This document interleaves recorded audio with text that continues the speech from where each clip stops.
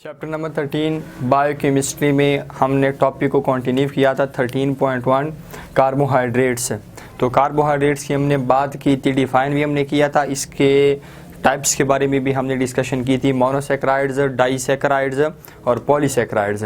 आज जो हमारा इस 13.1 कार्बोहाइड्रेट्स के अंदर जो हमारा टॉपिक है वो हमारा है 13.1.4 sources and uses of carbohydrates.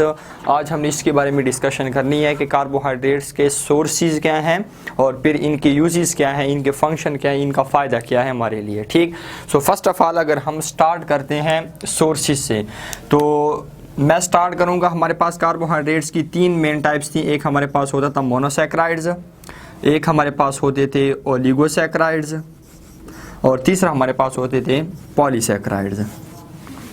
ठीक, तो हमारे पास ये तीन मेन टाइप्स हैं, मोनोसैकराइड्स, ओलिगोसैकराइड्स और उसके बाद हमारे पास पॉलीसैकराइड्स। अब हम वन बाय वन एक एक एग्जाम्पल लेके और उसके फिर हमने सोर्सेज को डिस्कस करना है, फिर उसके बाद हम यूजेस की तरफ चलेंगे। हम वन बाय वन डिस्कस करने जा रहे हैं, पहले सोर्सेज उसके बाद हम यूजेस। सोर्सेज के अंदर अगेन मोनोसैकराइड्स के अपने सोर्सेज हमारे पास होंगे, ओलिगोसैकराइड्स के अपने सोर्सेज हैं, पॉलीसैकराइड्स के हमारे पास अपने सोर्सेज होंगे। सो मोनोसैकराइड्स की अगर मैं यहाँ पे कुछ एग्जाम्पल ले लेता हूँ, सपोज हमारे पास मोनोसैकराइड्स हैं, ग्लूकोज है हमारे पास, इसके अलावा हमारे पास फ्रुक्टोज है और इसके बाद हमारे पास गैलेक्टोज हैं। तीन मोनोसैकराइड्स मैंने एग्जांपल यहाँ पे ले लिए। फर्स्ट हमारे पास ग्लूकोज, सेकंड हमारे पास फ्रुक्टोज और थर्ड वन हमारे पास है गैलेक्टोज। तो ये तीनों हमारे पास क्या चीज़ हैं, ये तीनों हमारे पास मोनोसैकराइड्स हैं। और फिर इनके हमारे पास सोर्सेज क्या है, उनके सोर्सेज को भी हम देखते हैं। इनके जो हमारे पास मेन सोर्सेज हैं, मेन सोर्सेज हमारे पास इसका फ्रूट्स जो हैं, ये भी हमारे पास मोनोसैकराइड्स बहुत ज़्यादा कॉमन होते हैं फ्रूट्स में। इसके अलावा हमारे पास वेजिटेबल्स जो होते हैं, सब्जियां, इसमें भी हमारे पास ये मोनोसैकराइड्स बहुत ज़्यादा कॉमन होते हैं। इसके अलावा हमारे पास जो शहद होता है, हनी, उसमें भी हमारे पास मोनोसैकराइड बहुत ज़्यादा कॉमन है। और इसके बाद लास्ट एक हमारे पास और सीरियल्स जितने भी हमारे पास हैं उसमें भी हमारे पास मोनोसैकराइड्स बहुत ज़्यादा कॉमन है। क्लियर। सो हमारे पास मोनोसैकराइड्स की मैंने तीन एग्जांपल ले लिए हैं। ग्लूकोज जैसे हमारे पास ये भी मोनोसैकराइड है, फ्रुक्टोज भी मेरे पास मोनोसैकराइड है, गैलेक्टोज भी हमारे पास मोनोसैकराइड है। सो इसके हमारे पास सोर्सेज क्या हैं, फ्रूट्स हैं, वेजिटेबल्स हैं, हनी है और सीरियल्स हैं। ये हमारे पास कुछ मोनोसैकराइड्स के सोर्सेज हैं। सेकंड अगर हम बात करें हमारे पास ओलिगोसैकराइड, हमने ओलिगोसैकराइड के बारे में डिस्कशन की थी कि हमारे पास ऐसे कार्बोहाइड्रेट्स हैं जिसमें हमारे पास 2 से लेकर 9 तक मोनोसैकराइड यूनिट कंबाइन होते हैं। हमारी बहुत डिटेल में बात हुई है ओलिगोसैकराइड के बारे में। अब अगर हम इसमें लेते हैं डाइसैकराइड, मीन्स कि ऐसा ओलिगोसैकराइड जिसमें 2 मोनोसैकराइड यूनिट होंगे, अगर हम इसमें ले लेते हैं, यहाँ पे मैं इसको कर लेता हूँ डाइसैकराइड, अगर हम इसमें लेते हैं तो हमारे पास डाइसैकराइड ऐसे कार्बोहाइड्रेट्स हैं, ऐसे ओलिगोसैकराइड्स हैं जो कि 2 मोनोसैकराइड यूनिट की कम्बिनेशन से बनते हैं। और डाइसैकराइड की अगेन अगर हम एग्जांपल लेते हैं तो हमारे पास एक एग्जांपल इसका है सक्रोज, सेकंड हमारे पास इसका है लैक्टोज और थर्ड वन हमारे पास इसका है माल्टोज। ये तीन हमारे पास इसके आप एग्जांपल कह सकते हैं मैंने डाइसैकराइड के लिए हैं। सो सक्रोज हमारे पास किससे बनता है, ये तो हमें कन्फर्म है कि हमारे पास मोनोसैकराइड यूनिट से बना हुआ है। और कितने से, 2 मोनोसैकराइड यूनिट से, क्योंकि ये डाइसैकराइड की आप एक कैटेगरी जो है ना आप कंसीडर कर सकते हैं। सो सक्रोज हमारे पास 2 ग्लूकोज यूनिट से कंबाइन होकर बनता है। कौन से मोनोसैकराइड्स हैं, इसमें 2 ग्लूकोज यूनिट कंबाइन होते हैं और हमारे पास रिजल्ट में क्या चीज़ बन जाता है, सक्रोज बन जाता है। इसी तरह हमारे पास जो लैक्टोज होता है, लैक्टोज में हमारे पास एक ग्लूकोज और एक हमारे पास गैलेक्टोज, ये दोनों हमारे पास कंबाइन होते हैं, ग्लूकोज एंड गैलेक्टोज। ये 2 मोनोसैकराइड आपस में कंबाइन होकर क्या चीज़ बना लेते हैं, हमारे पास लैक्टोज बना लेते हैं। माल्टोज किस चीज़ से बनता है वो मैं ऊपर लिख देता हूँ। माल्टोज हमारे पास बनता है, ये भी हमारे पास 2 ग्लूकोज यूनिट से बन जाता है। सॉरी, यहाँ पे हमने एक मिस्टेक की है, हमारे पास जो है सक्रोज जो है ये हमारे पास बनता है ग्लूकोज से और प्लस हमारे पास फ्रुक्टोज से, ग्लूकोज प्लस फ्रुक्टोज। ये हमने मिस्टेक की थी, हमने 2 ग्लूकोज यूनिट लिखा हुआ था, क्योंकि माल्टोज जो हमारे पास हैं ये 2 ग्लूकोज यूनिट से बनता है। क्लियर। सक्रोज हमारे पास है ग्लूकोज प्लस फ्रुक्टोज से बनता है। तो आप देख सकते हैं कि तीनों जो हमारे पास है सक्रोज, लैक्टोज और माल्टोज, तीनों में दो मोनोसेक्राइड यूनिट हैं। सक्रोज में हमारे पास ग्लूकोज प्लस फ्रुक्टोज है, लैक्टोज में हमारे पास ग्लूकोज प्लस गैलेक्टोज है, माल्टोज हमारे पास दो ग्लूकोज यूनिट से बनता है। अब अगर हम सक्रोज के सोर्सेज को देखें तो सक्रोज के हमारे पास कुछ सोर्सेज हैं। इसका हमारे पास सोर्स है पहला शुगर केन, ये हमारे पास इसका मेन सोर्स है। इसके बाद हमारे पास इसका जो नेक्स्ट सोर्स है वो हमारे पास है शुगर बीट जो है ना, मैं यहाँ पे सिंपल बीट लिख देता हूँ, शुगर बीट, ये भी हमारे पास इसका सोर्स है। और हमारे पास फ्रूट्स जो हैं, फ्रूट्स में भी हमारे पास सक्रोज वगैरह होते हैं। और नेक्स्ट हमारे पास जो है अगर हम लैक्टोज के सोर्सेज को देखें तो लैक्टोज के सोर्सेज में यहाँ से ऊपर लिख देता हूँ। यहाँ पे हमारे पास लैक्टोज के सोर्सेज क्या बनते हैं, लैक्टोज के हमारे पास ये मेन शुगर है, ऐसा हमारे पास कार्बोहाइड्रेट है जो कि मिल्क में होता है। और इसके अलावा हमारे पास जितने भी डेयरी प्रोडक्ट्स होते हैं, जैसे आपके पास बटर है, चीज़ है, योगर्ट है, दूध वगैरह हमारे पास जो है, इसमें क्या चीज़ होता है, इसमें हमारे पास लैक्टोज होता है। डेयरी प्रोडक्ट्स कॉमन हम डेयरी प्रोडक्ट्स लिख देते हैं, डेयरी प्रोडक्ट्स के अंदर हमारे पास सारी चीज़ें आ जाएंगी, ठीक। सो लैक्टोज की हमारे पास ये दो मेन सोर्सेज हैं, मिल्क और प्लस डेयरी प्रोडक्ट्स। माल्टोज की हमारे पास जो है ना मेन सोर्स क्या है, इसके हमारे पास मेन सोर्स जो है माल्टोज की, यहाँ पे मैं लिख देता हूँ माल्टोज को भी। इसके हमारे पास मेन सोर्सेज जो है ना वो सीरियल्स हैं हमारे पास, क्लियर।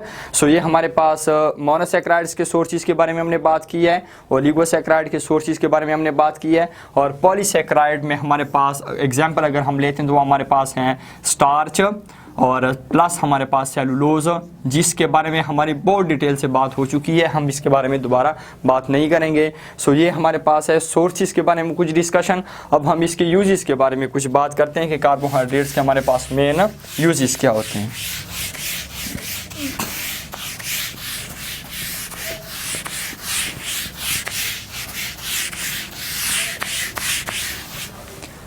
सो मेन हमारे पास जो इसका यूज़ है, कार्बोहाइड्रेट्स के यूजेस को हम डिस्कस करने जा रहे हैं। सो यूजेस में हमारे पास सबसे पहली बात जो है कि हमारी जो बॉडी है वो कार्बोहाइड्रेट्स को यूज़ करती है, लेकिन किस फॉर्म में यूज़ करती है, ग्लूकोज की फॉर्म में यूज़ करती है, क्लियर। और ग्लूकोज जो हमारे पास है ये कार्बोहाइड्रेट की वो सिंपल वाहिद हमारे पास एक फॉर्म है जिसको मसल्स एनर्जी के लिए डायरेक्ट यूज़ करते होते हैं। पहली बात हमने ये की है कि हमारी बॉडी जो है कार्बोहाइड्रेट्स को ग्लूकोज की फॉर्म में यूज़ करती है। और ग्लूकोज, दूसरी बात हमारे पास ग्लूकोज कार्बोहाइड्रेट की वो वाहिद एक फॉर्म है, वाहिद एक हमारे पास फॉर्म है जिसको मसल्स एनर्जी के लिए डायरेक्ट यूज़ करते होते हैं। और ये हमारे पास जो ग्लूकोज है, ब्रेन भी, दिमाग भी इसको एनर्जी के तौर पे यूज़ करता है, क्योंकि ब्रेन जो हमारे पास है वो हमारे पास फैट्स वगैरह जो होते हैं इस पर्पस के लिए डायरेक्ट यूज़ नहीं कर सकते होते। सो हमारे पास इसी बारे में कुछ यूजेस हैं कि ग्लूकोज जो हमारे पास है ये डायरेक्ट यूज़ करता है, कौन, मसल्स एनर्जी के लिए। ब्रेन भी हमारे पास ग्लूकोज को यूज़ करता होता है एनर्जी के लिए, क्योंकि ब्रेन जो हमारे पास है फैट्स वगैरह को यूज़ नहीं कर सकता होता है एनर्जी के लिए। इसके अलावा हमारे पास कुछ पॉइंट्स भी गिवन है। सो उस पॉइंट में फर्स्ट ऑफ ऑल हमारे पास लिखा हुआ है कि जो कार्बोहाइड्रेट्स हमारे पास हैं, ये जो हमारे पास आप कह सकते हैं कि एक शुगर जो हमारे पास है ये ब्लड में शुगर लेवल को कंट्रोल भी करता है। एक बात मैं आपको यहाँ पर बताता चलूँ कि ब्लड में जो शुगर का नॉर्मल लेवल है वो तकरीबन 72 मिलीग्राम पर डेसीलीटर है हमारे पास। अगर ब्लड में ये लेवल है तो हमारे पास ये नॉर्मल एक लेवल है, लेकिन अगर हमारे पास ये ब्लड में शुगर का लेवल इस नॉर्मल लेवल से कम हो जाए तो उस कंडीशन को हम नाम देते हैं हाइपोग्लाइसीमिया। क्लियर हो गया। हमारे पास ब्लड में जो शुगर का नॉर्मल लेवल है वो हमारे पास क्या है, 72 मिलीग्राम पर डेसीलीटर। ब्लड में शुगर का लेवल इस नॉर्मल लेवल से कम हो जाए तो उस सिचुएशन को हम नाम क्या देते हैं, हाइपोग्लाइसीमिया। अगर हमारे पास नॉर्मल लेवल से ज़्यादा हो जाए उस कंडीशन को हम नाम देते हैं हाइपरग्लाइसीमिया, हाइपरग्लाइसीमिया। क्लियर। और हमारे पास जो ग्लूकोज है या आपके पास जो कार्बोहाइड्रेट है वो ब्लड में शुगर लेवल को क्या काम करता होता है, वो इस लेवल को मेंटेन करता है, इसको नॉर्मल तक महदूद रखता है। क्लियर। नेक्स्ट हमारे पास है they provide essential nutrients for bacteria in the intestinal tract that help in digestion। हमारे इंटेस्टाइन में ख़ास किस्म के बैक्टीरिया होते हैं जो कि डाइजेशन में हेल्प करते होते हैं।